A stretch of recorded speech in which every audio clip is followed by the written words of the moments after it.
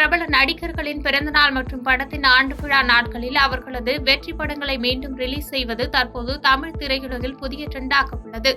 அந்த வகையில் கடந்த சில வாரங்களில் வாரணம் ஆயிரம், ஆயிரத்தில் ஒருவன் போன்ற படங்கள் வெளியிடப்பட்டது. ரசிகர்கள் மத்தியில் நல்ல வரவேற்பு பெற்றது. இந்த நிலையில் நடிகர் அஜித் நடிப்பில் 1999ஆம் ஆண்டு வெளியான வாலி திரைப்படம் கடந்த 23ஆம் தேதி புதுவையில் திரையரங்குகளில் வெளியானது.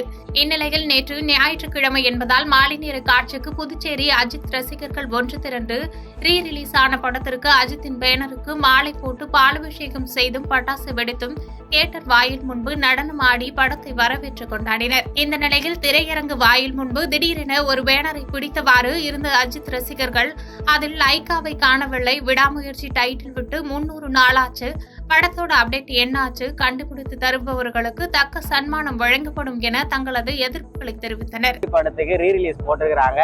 நாங்க எதிர்பார்த்த விட பயங்கரமா இருந்துச்சு. நீங்க செலிப்ரேஷன் இன்னும் 2 மாசத்துக்கு அப்புறம் வந்து பாருங்க, செலிப்ரேஷன் டபுள் மடங்கா இருக்கும். தல விடாமுயற்சியா வர்றாரு, விஸ்வரூப வெற்றியா கொடுப்பாரு. பாண்டிச்சேரியில ரீ-ரிலீஸ்னா என்னன்னு நிறைய பேருக்கு தெரியாது. ரீ-ரிலீஸ்னா என்னன்னு நீங்க வந்து பார்த்து கத்துக்கோங்க.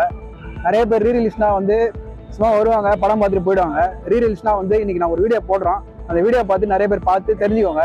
அடுத்து உங்க 2 மாசத்துக்கு இன்னொரு படம் வருது, தீனான்னு ஒரு படம் வருது. அந்த பார்த்து இதோட பயங்கரமா ரீ-ரிலீஸ் செலிப்ரேஷன் பண்ண போறோம். அதை பார்த்துட்டு அடுத்து நீங்க ஒரு படம் விடுவீங்க. அந்த பாதகம் செய்பவரை கண்டால் நாம் பயங்கொள்ளலாகாது பாப்பா, மோதி மிதித்து விடு பாப்பா, அவர் முகத்தில் உமிழ்ந்து விடு பாப்பா. அண்மை செய்திகளை உடனுக்குடன் தெரிந்து கொள்ள இணைந்திருங்கள் இயம்நாடு தொலைக்காட்சியுடன்.